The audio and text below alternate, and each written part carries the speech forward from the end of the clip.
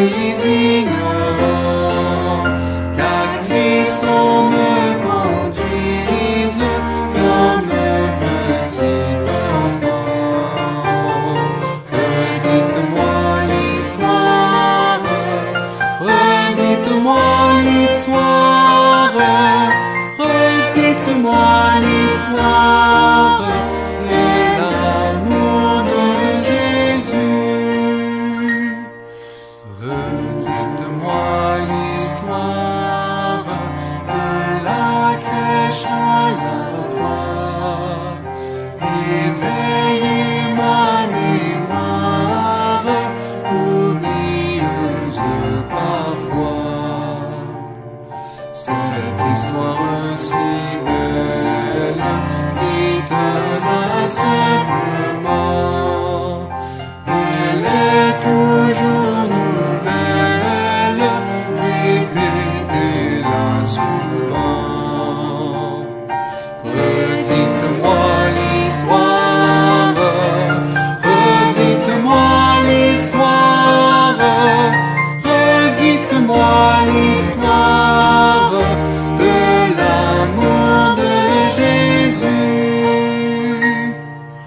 Redites-moi l'histoire de mon divin sauveur, c'est lui dont la victoire a franchi le pécheur. Ce glorieux message, oh redites-le-moi, lorsque je perds courage, lorsque faiblit ma foi.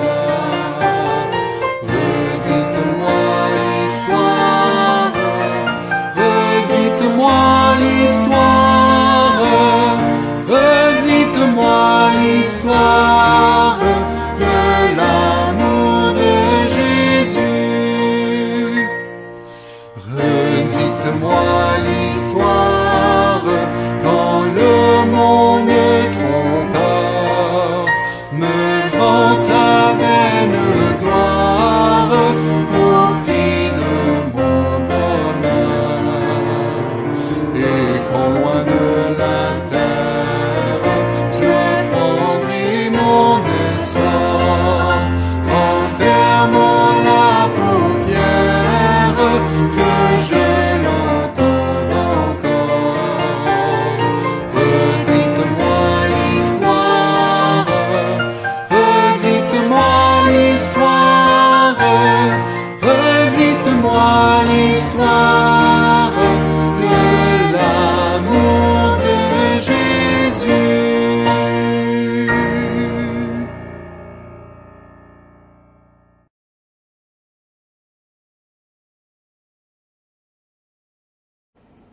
Mes chers frères et sœurs en Christ, bonsoir. Vous saluez tous dans le nom précieux de notre Seigneur Jésus. Et merci que ce soir, vous êtes nombreux pour être à l'écoute ce soir pour ce temps de prière, la prière du soir. Merci pour votre fidélité et merci aussi pour votre participation. Prions le Seigneur. Seigneur notre Dieu, nous remercions toi pour ce temps béni dans ta présence.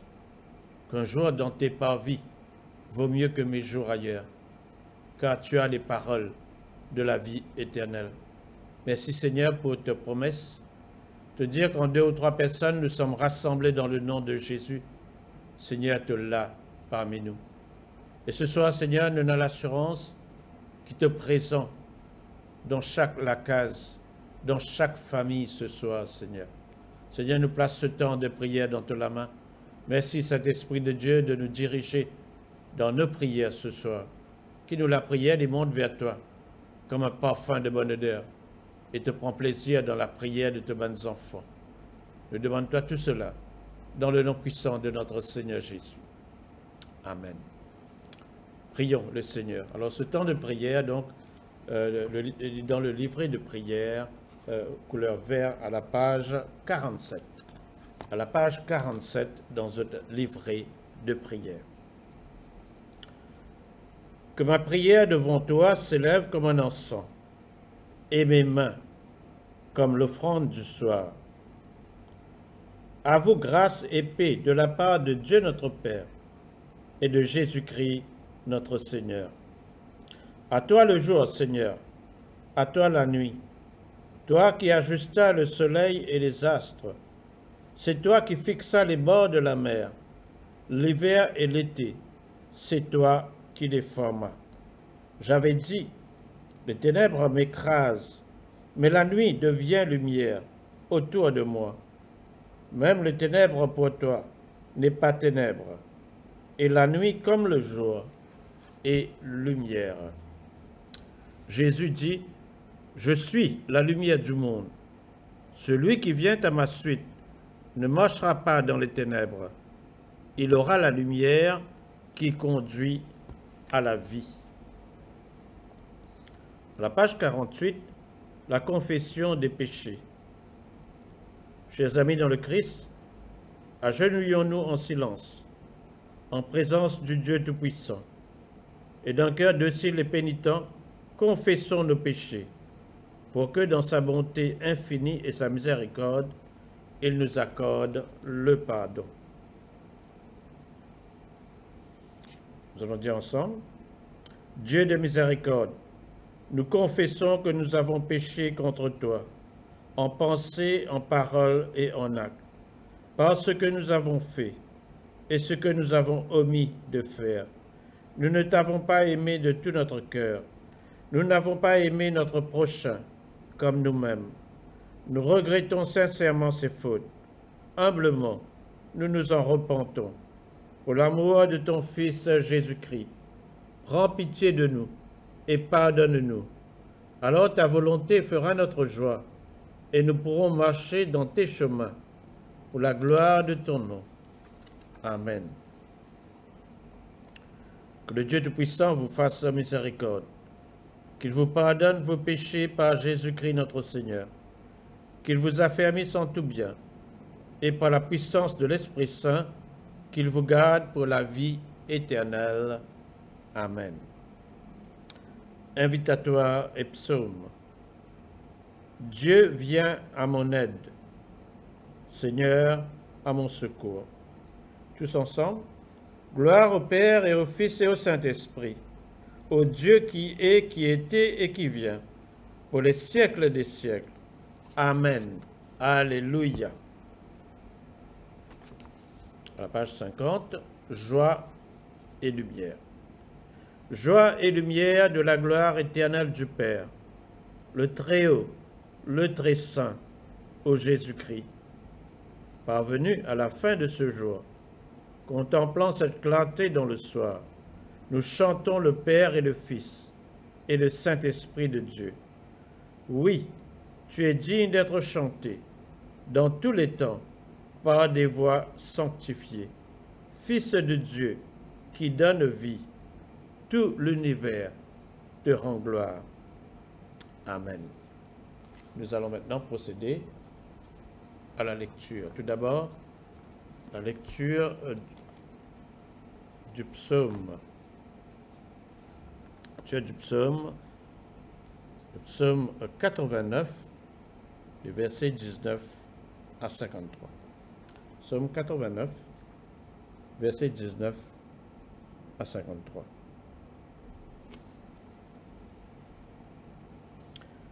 Car l'Éternel est notre bouclier, le Saint d'Israël est notre roi. Alors tu parlas dans une vision à ton bien-aimé, et tu dis, j'ai prêté mon secours à un héros, j'ai élevé du milieu du peuple un jeune homme. J'ai trouvé David, mon serviteur, je l'ai oint de mon huile sainte. Ma main le soutiendra et mon bras le fortifiera. L'ennemi ne le surprendra pas et le méchant ne l'opprimera point. J'écraserai devant lui ses adversaires. Je frapperai ceux qui le haïssent. Ma fidélité et ma bonté seront avec lui. Sa force s'élèvera par mon nom. Je mettrai sa main sur la mer et sa droite sur les fleuves. Lui, il m'invoquera. Tu es mon Père, mon Dieu et le rocher de mon salut. Et moi, je ferai de lui le premier-né, le plus élevé des rois de la terre. Je lui conserverai toujours ma bonté, et mon alliance lui sera fidèle. Je rendrai sa postérité éternelle, et son trône comme les jours des cieux. Si ses fils abandonnent ma loi et ne marchent pas selon ses ordonnances, s'ils violent mes préceptes et n'observent pas mes commandements, je punirai de la verge leur transgression et par des coups leur iniquité. Mais je ne lui retirerai point ma bonté. Je ne trahirai pas ma fidélité. Je ne violerai point mon alliance. Et je ne changerai pas ce qui est sorti de mes lèvres. J'ai juré une fois par ma sainteté. Mentirai-je à David? Sa postérité subsistera toujours. Son trône sera devant moi comme le soleil, comme la lune. Il aura une éternelle durée. Le témoin qui est dans le ciel est fidèle. Et pourtant tu as rejeté, tu as repoussé, tu t'es irrité contre ton oint. Tu as dédaigné l'alliance avec ton serviteur. Tu as abattu, profané sa couronne. Tu as détruit toutes ses murailles. Tu as mis en ruine ses forteresses. Et tous les passants le dépouillent. Il est un objet d'opprobre pour ses voisins. Tu as élevé la droite de ses adversaires. Tu as réjoui tous ses ennemis. Tu as fait reculer le tranchant de son glaive. Et tu ne l'as pas soutenu dans le combat. Tu as mis un terme à sa splendeur. Et tu as jeté son trône à terre. Tu as abrégé les jours de sa jeunesse. Tu l'as couvert de honte. Jusqu'à quand, Éternel, te cacheras-tu sans cesse? Et ta fureur s'embrasera-t-elle comme le feu? Rappelle-toi ce qu'est la durée de ma vie, et pour quel néant tu as créé tous les fils de l'homme. Y a-t-il un homme qui puisse vivre et ne pas voir la mort? Qui puisse sauver son âme du séjour des morts? Où sont, Seigneur, les bontés premières que tu juras à David dans ta fidélité? Souviens-toi, Seigneur, de l'opprobre de tes serviteurs. Souviens-toi que je porte en mon sein tous les peuples nombreux. Souviens-toi des outrages de tes ennemis, ô Éternel, de leur outrage contre les pas de son oint. Béni soit à jamais l'Éternel. Amen. Amen. Gloire soit au Père et au Fils et au Saint-Esprit, comme il était au commencement, comme il est maintenant, et comme il sera éternellement. Amen. La deuxième lecture est tirée du livre de Rois, 2 Rois, au chapitre 6, versets 1 à 23. 2 Rois, chapitre 6, versets 1 à 23. La cognée d'un fils des prophètes. Les fils des prophètes dirent à Élisée, « Voici, le lieu où nous sommes assis devant toi est trop étroit pour nous. Allons jusqu'au Jourdain. Nous prendrons là chacun une poutre, et nous nous y ferons un lieu d'habitation. » Élisée répondit, « Allez. » Et l'un d'eux dit, « Consens à venir avec tes serviteurs. » Il répondit, « J'irai. » Il partit donc avec eux. Arrivé au Jourdain, ils coupèrent du bois. Et comme l'un d'eux abattait une poutre, le fer tomba dans l'eau. Il s'écria, « Ah, mon Seigneur, il était emprunté. » L'homme de Dieu lui dit, « Où est-il tombé? » et il lui montra la place. Alors Élisée coupa un morceau de bois, le jeta à la même place et fit surnager le fer. Puis il dit, « Enlève-le » et il avança la main et le prit. Le roi de Syrie était en guerre avec Israël. Et dans un conseil qu'il tint avec ses serviteurs, il dit, « Mon camp sera dans un tel lieu. » Mais l'homme de Dieu fit dire au roi d'Israël, « Garde-toi de passer dans ce lieu, car les Syriens y descendent. » Et le roi d'Israël envoya des gens pour s'y tenir en observation, vers le lieu que lui avait mentionné et signalé l'homme de Dieu. Cela arriva non pas une fois, ni deux fois. Le roi de Syrie en eut le cœur agité. Il appela ses serviteurs et leur dit, « Ne voulez-vous pas me déclarer lequel de nous est pour le roi d'Israël ?»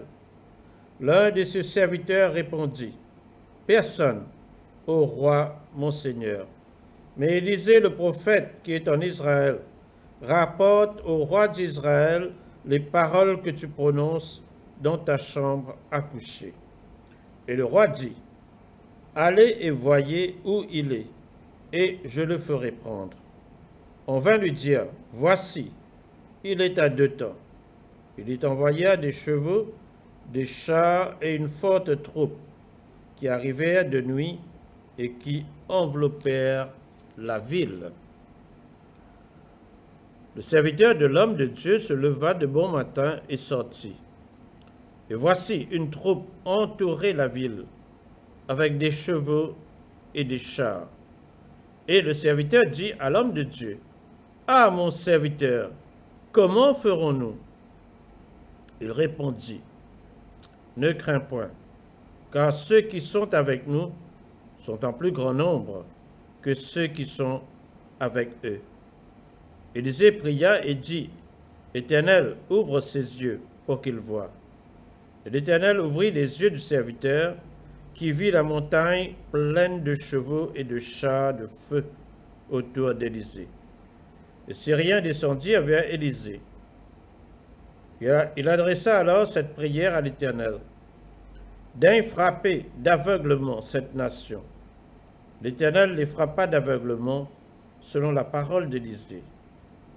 Élisée leur dit, « Ce n'est pas ici le chemin, et ce n'est pas ici la ville. Suivez-moi, et je vous conduirai vers l'homme que vous cherchez. » Et il les conduisit à Samarie. Lorsqu'ils furent entrés dans Samarie, Élisée dit, « Éternel, ouvre les yeux de ces gens pour qu'ils voient. » L'Éternel ouvrit leurs yeux, et ils virent qu'ils étaient au milieu de Samarie.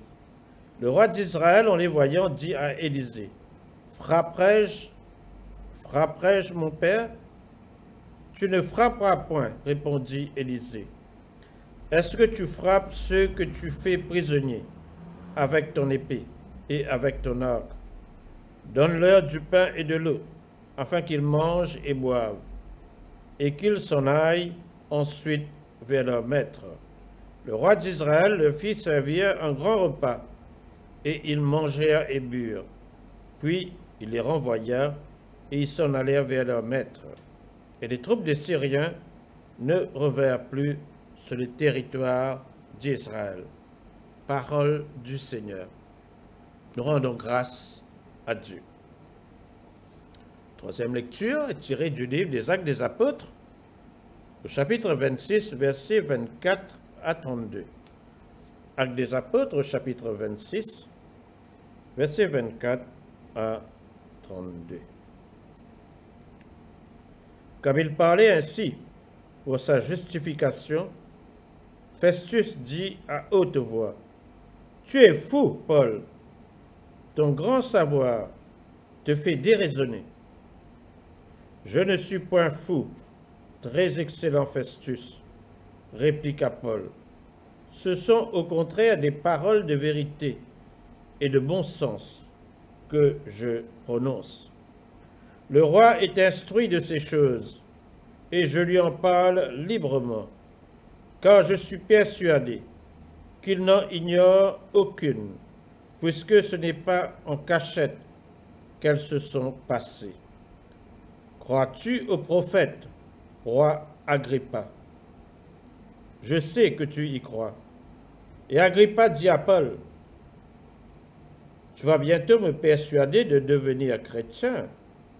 Paul répondit, que ce soit bientôt ou que ce soit tard, plaise à Dieu que non seulement toi, mais encore tous ceux qui m'écoutent aujourd'hui, vous deveniez tels que je suis, à l'exception de ces liens.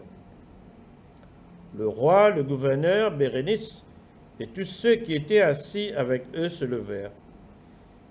Et en se retirant, ils se disaient les uns aux autres, « Cet homme n'a rien fait qui mérite la mort ou la prison. » Et Agrippa dit à Festus, « Cet homme pouvait être relâché s'il n'en eût pas appelé à César. » Parole du Seigneur. Nous rendons grâce à Dieu. Mes chers frères et sœurs en Christ, je voudrais faire un partage, une réflexion ce soir sur un texte très particulier de l'Ancien Testament, dans le livre 2 Rois, chapitre 6, versets 1 à 7, que nous venons de lire. Et le titre de ce passage, c'est la cognée d'un fils des prophètes. La cognée d'un fils des prophètes, en d'autres mots, je voudrais partager ce soir sur le fait que nous pouvons perdre l'onction, et lorsque nous perdons l'onction, comment récupérer cette onction dans notre vie. Alors, nous parlons d'une hache.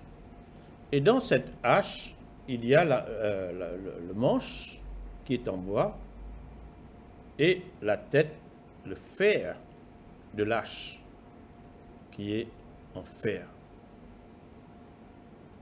Cette partie de axe head, le fer de la hache représente la puissance de Dieu.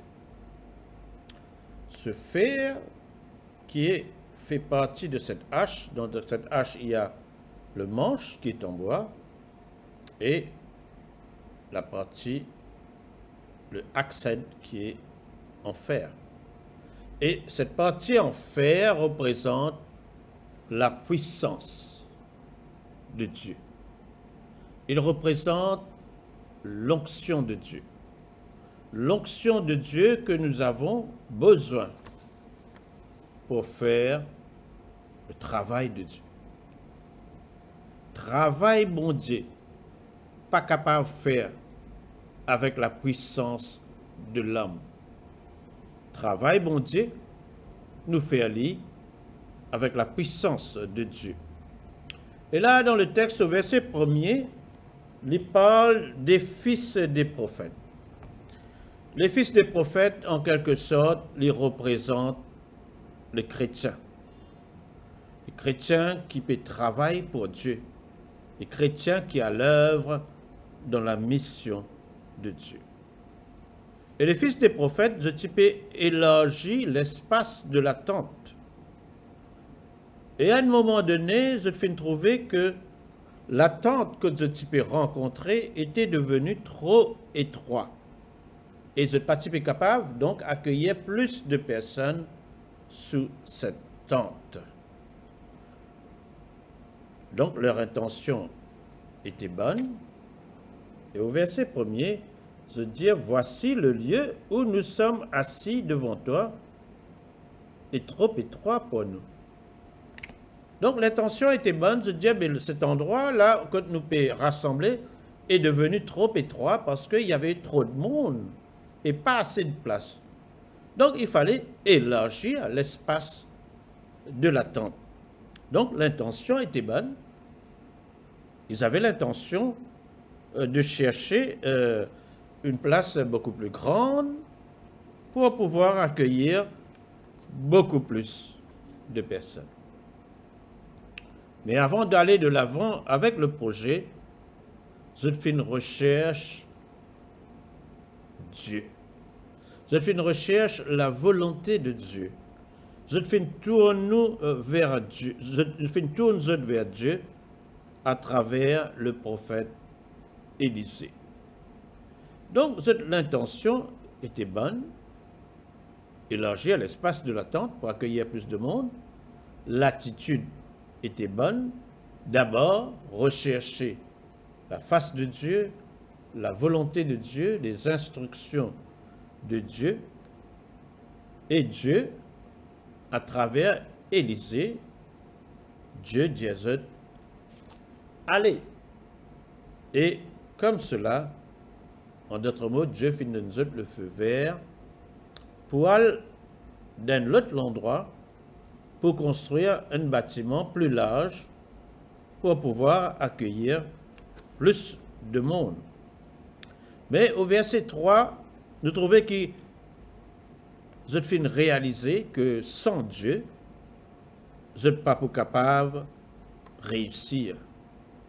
Si Dieu n'est pas avec eux, je ne suis pas capable de réussir dans ce projet. D'ailleurs, Jésus-Christ fin dire dans sa parole, sans moi, vous ne pouvez rien faire. Et c'est pourquoi je fais une demande à Élisée, le prophète, pour accompagner eux. Parce que je connais que Élisée était un homme de Dieu. Qu'Élisée tienne la présence de Dieu en lui. Élisée tienne l'onction de Dieu dans sa vie. Vous connaissez que Élisée tient recevoir une double portion de l'onction de Dieu. Et là, Élisée acceptait pour aller avec les fils des prophètes. Et sur cette base, je prends le chemin pour aller au Jourdain. Le verset 4 fait nous comprendre qu'aussitôt arrivé au Jourdain, ils se mirent au travail. Comment ça arrive au Jourdain? Je ne pas fait une casse pause. Je fais mettre immédiatement à l'ouvrage et je commence à battre les arbres. Donc, nous trouvons que les fils des prophètes, je ne pas paresseux, je ne pas casse-pause, mais je suis une personne qui vraiment travaille dur, je suis hardworking. Et immédiatement, je fais mettre à l'ouvrage pour faire le travail de Dieu. Pour capable abattre les arbres, besoin un outil, besoin un hache, frères et sœurs. Et chacun des fils des prophètes qui vini pour abattre les arbres, chacun avec ce propre hache. Chacun avec ce propre hache, il vini pour abattre les arbres pour pouvoir construire ce nouveau bâtiment. Là, nous réalisons, frères et sœurs, que sans outils, sans hache, vous n'êtes pas capable de faire le travail. Nous ne sommes pas capables de couper un pied sans un outil. Nous ne sommes pas capables de couper un arbre sans un hache avec nos propres mains. Comment nous pouvons couper un arbre, frères et sœurs? Mais c'est la même chose pour les chrétiens. Pour qui nous sommes capables d'être des témoins de Jésus partout dans le monde, pour qui nous sommes capables de faire le travail de Dieu, nous besoin un outil, l'outil que Dieu fait de nous.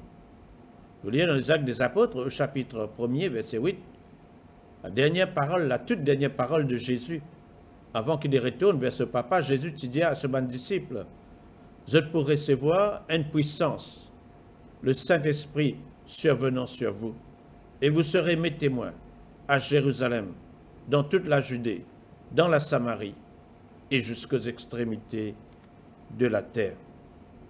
Sans cet outil, sans la puissance de Dieu, sans la puissance du Saint-Esprit, nous ne sommes pas capables d'être les témoins de Jésus-Christ. C'est pourquoi Jésus dit à son disciple, Attends, n'a pas pressé, rester à Jérusalem jusqu'à ce qu'ils aient recevoir la puissance qui vient d'en haut, jusqu'à ce qu'ils aient recevoir la promesse du Père, la promesse du Saint-Esprit, parce que Jésus les connaît, qui sent cet outil, la puissance du Saint-Esprit, ben, nous ne sommes pas capables de faire le travail de Dieu pour être les témoins de Jésus et amène les âmes vers le Christ. Nous connaissons que l'Église est née le jour de la Pentecôte. Et pour faire le travail de Dieu, nous avons besoin du Saint-Esprit de Dieu. Nous avons besoin d'être remplis du Saint-Esprit de Dieu. Or, qui est le Saint-Esprit? Le Saint-Esprit est Dieu. Le Saint-Esprit est saint, comme on appelle lui, Saint-Esprit. Le Saint-Esprit est saint, pur, sans aucun péché. Et parce que le Saint-Esprit est pur et qu'il est saint, le Saint-Esprit n'est pas capable de remplir un vase qui est impur. Le Saint-Esprit est capable de remplir uniquement un vase qui est pur. Mais nous connaissons que ce qui rend nous impurs, c'est le péché. Le péché dit rend nous impurs. Et c'est pourquoi lorsque Jésus finit de baptiser dans la rivière Jourdain, le Saint-Esprit descend sur Jésus comme une colombe.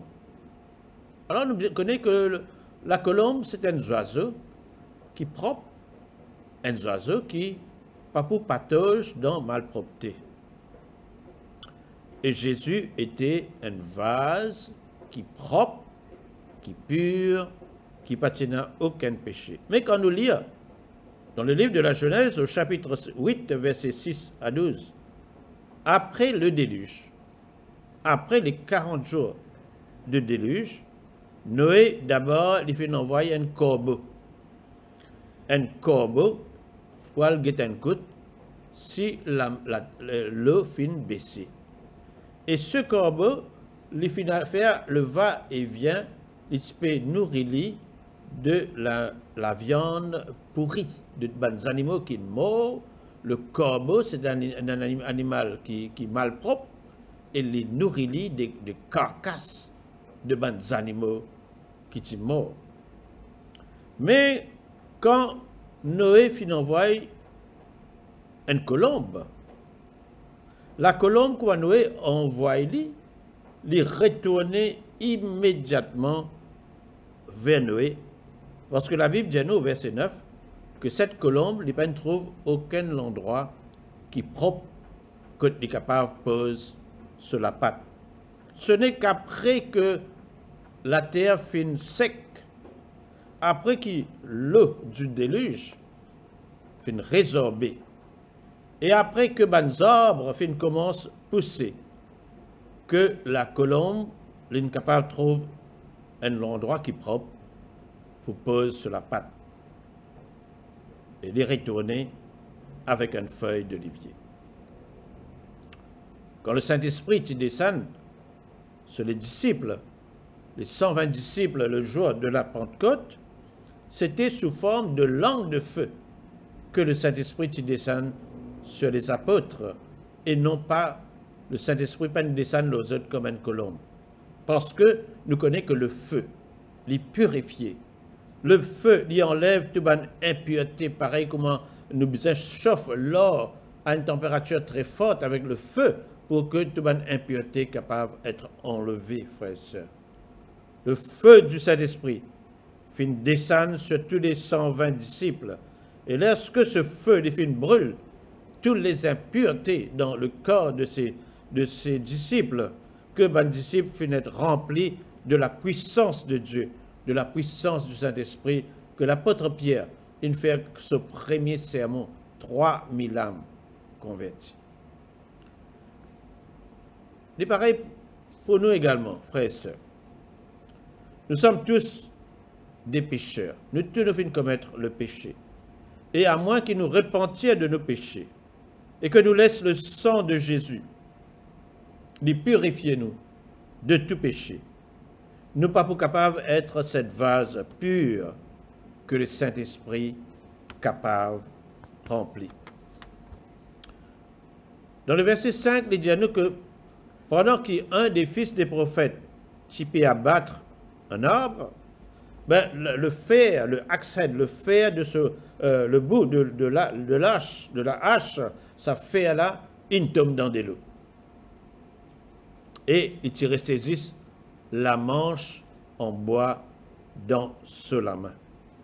Et il connaît qu'avec la manche de la hache, uniquement cette manche en bois, il n'est plus capable de continuer à battre les arbres. La clé, la partie essentielle de ces outils pour abattre l'arbre était perdue. Parfois, frères et sœurs, nous sommes capables tellement busy faire le travail de Dieu, tellement nous occuper pour faire le travail bon Dieu, qui nous pas conscients, qui nous fait perdre la puissance de Dieu, qui nous fait perdre l'onction de Dieu, et par conséquent, qui nous n'est plus efficace dans le ministère. Nous pas conscients qui nous fait perdre le fer de la hache et nous tenter pour essayer de continuer à servir uniquement la manche en bois de la hache pour couper les arbres. En d'autres mots, nous pouvons faire le travail de Dieu uniquement avec nos propres forces et bien sûr, nous pas réussi. C'était pareil dans le cas de Samson. À chaque fois que le Saint-Esprit descend sur Samson, Samson tient la force surhumaine. Et Samson, à un moment donné, il croit que cette force surhumaine qui vient du Saint-Esprit était encore en lui. Et il n'est pas fait de réaliser que l'onction de Dieu n'était plus sur lui à cause de sa désobéissance et de ce péché quand il fait une couche avec Delilah. Le fils des prophètes, quand le fer il tombe dans de l'eau, il criait, il dit « Ah, mon Seigneur !» Il était emprunté. Il réalisait que la hache n'est pas appartenir à lui, mais qu'il gagne sa hache-là en emprunt. Frères et sœurs, la puissance qui nous est là pour faire le travail de Dieu, n'est pas sorti de nous. Il n'est pas sorti de nos propres capacités, de nos propres intellects, de nos propres connaissances. Il est sorti de Dieu. Cette puissance est sortie de Dieu. C'est Dieu qui donne nous l'onction.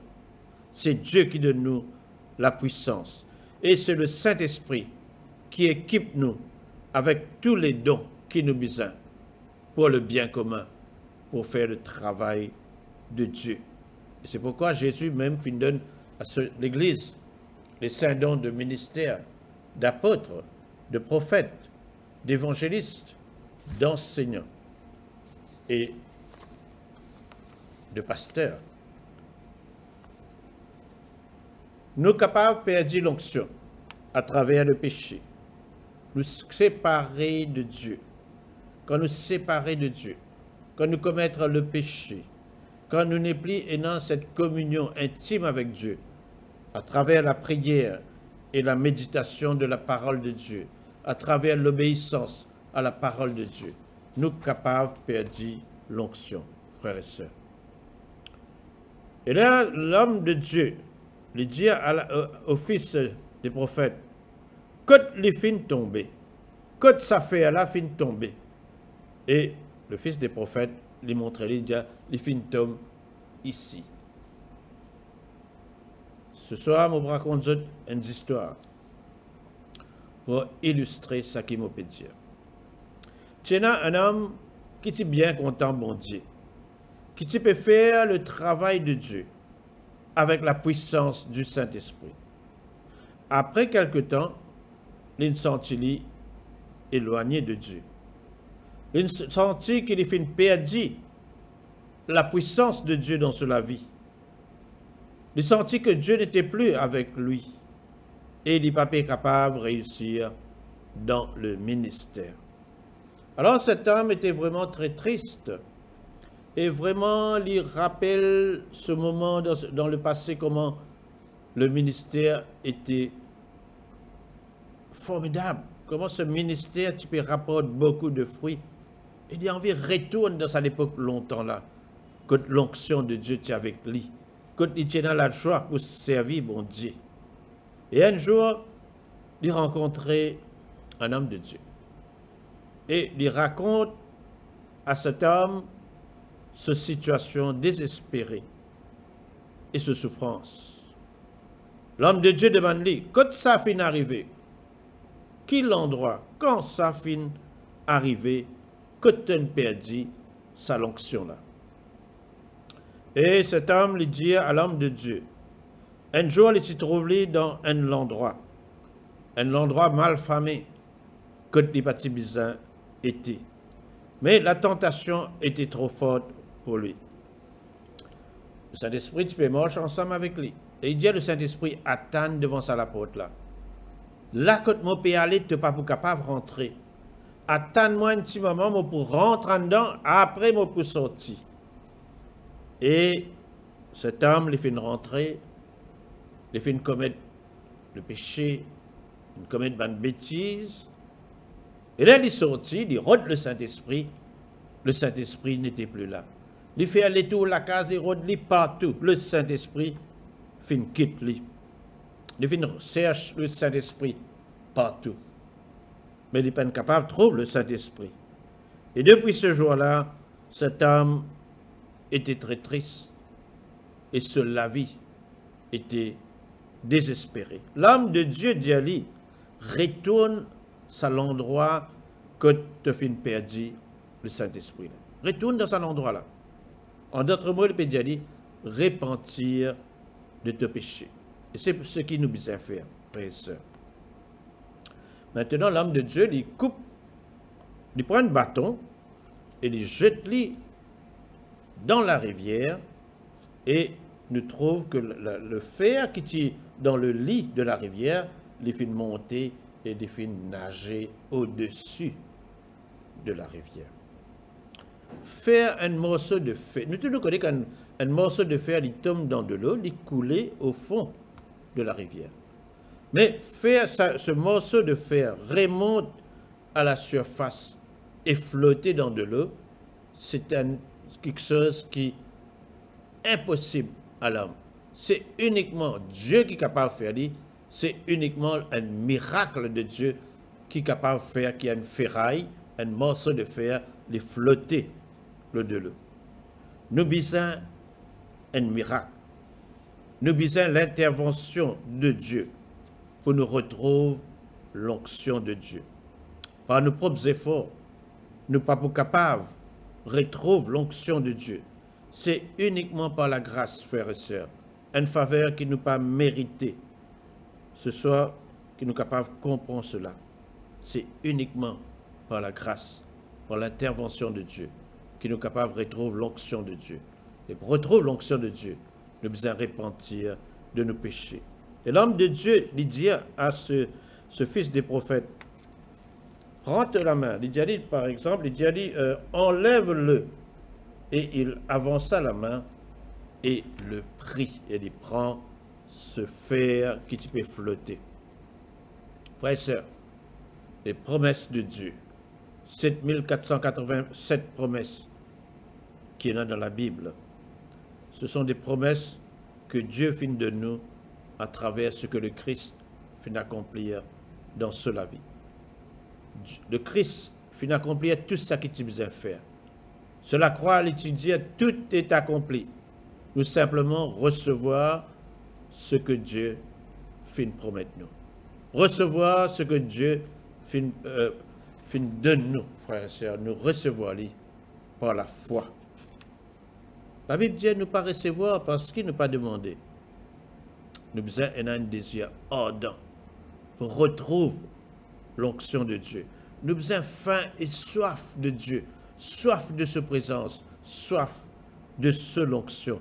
Et nous besoin apprendre à recevoir gratuitement ce que Dieu fait de nous gratuitement. Nous recevons-les par la foi. Nous recevons-les par la foi. La grâce de Dieu, nous recevons-les par la foi. C'est une faveur qui bon Dieu donne nous gratuitement, frères et sœurs. Et ce soir, nous venons comprendre que si toutefois nous ne perdons l'onction de Dieu, nous besoin repentir de nos péchés. Parce que nous besoin l'onction de Dieu, l'onction du Saint-Esprit, pour qu'il nous capable de faire le travail de Dieu dans nos vies et répondre à l'appel qui, mon Dieu, est dans la vie de tout un chacun d'entre nous pour la mission qui, mon Dieu, fait nous confier nous. Amen.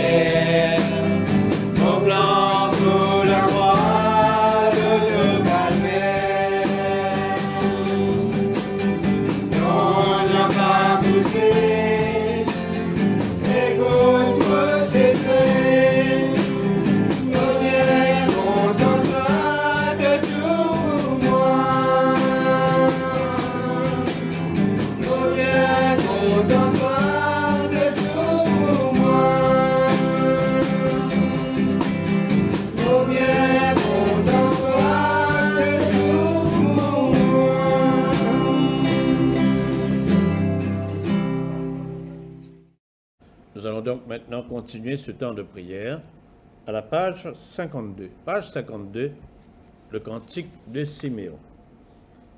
Maintenant, ô Maître souverain, tu peux laisser ton serviteur s'en aller en paix, selon ta parole. Car mes yeux ont vu le salut que tu préparais à la face des peuples, lumière qui se révèle aux nations, et donne gloire à ton peuple Israël. Gloire au Père et au Fils et au Saint-Esprit, pour les siècles des siècles. Amen. Nous allons prendre maintenant, nous allons réciter ensemble le symbole des apôtres. Je crois en Dieu, le Père Tout-Puissant, Créateur du ciel et de la terre, et en Jésus-Christ, son Fils unique, notre Seigneur, qui a été conçu du Saint-Esprit, est né de la Vierge Marie, a souffert sous Ponce Pilate, a été crucifié, est mort et a été enseveli, est descendu aux enfers, le troisième jour, est ressuscité des morts, est monté aux cieux, est assis à la droite de Dieu le Père Tout-Puissant, d'où il viendra juger les vivants et les morts. Je crois en l'Esprit Saint, à la Sainte Église catholique, à la communion des saints, à la rémission des péchés, à la résurrection de la chair et à la vie éternelle. Amen. Page 54. Le Seigneur soit avec vous et avec votre esprit. Prions le Seigneur. Tous ensemble. Notre Père, qui es aux cieux, que ton nom soit sanctifié, que ton règne vienne, que ta volonté soit faite sur la terre comme au ciel. Donne-nous aujourd'hui notre pain de ce jour. Pardonne-nous nos offenses, comme nous pardonnons aussi à ceux qui nous ont offensés. Et ne nous soumets pas à la tentation, mais délivre-nous du mal, car c'est à toi qu'appartiennent le règne, la puissance et la gloire, pour les siècles des siècles. Amen. Nous allons prendre la série d'invocations A. Fais-nous voir, Seigneur, ton amour, et donne-nous ton salut. Revêt tes prêtres de justice, que tes fidèles crient de joie. Donne la paix, Seigneur, à toute la création. Toi seul peux nous donner de vivre en sûreté. Seigneur, sois le gardien de cette nation et guide-nous dans les voies de la justice et de la vérité. Que ton chemin soit connu sur la terre et ton salut parmi toutes les nations. Que le pauvre ne soit pas oublié pour toujours. Que jamais ne périsse l'espoir des malheureux. Crée en nous un cœur pur, ô Dieu. Que ton Saint-Esprit nous soutienne.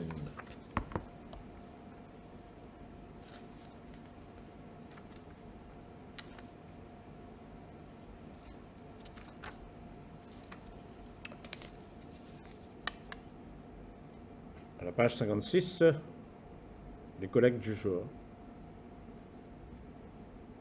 Ô Dieu, tu es la vie de tous les vivants, la lumière des croyants, la force de ceux qui peinent et le repos des défunts. Nous te rendons grâce pour les bienfaits de ce jour qui s'achève et nous implorons ta protection pour la nuit qui vient. Conduis-nous en sûreté jusqu'aux heures du matin. Nous te le demandons par celui qui est mort et ressuscité pour nous, ton Fils Jésus-Christ, notre Seigneur. Amen.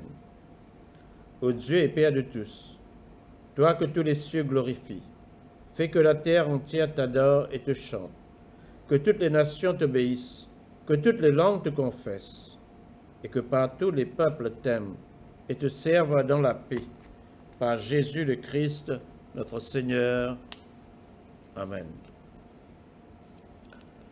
Page 58, l'action de grâce générale. Tous ensemble.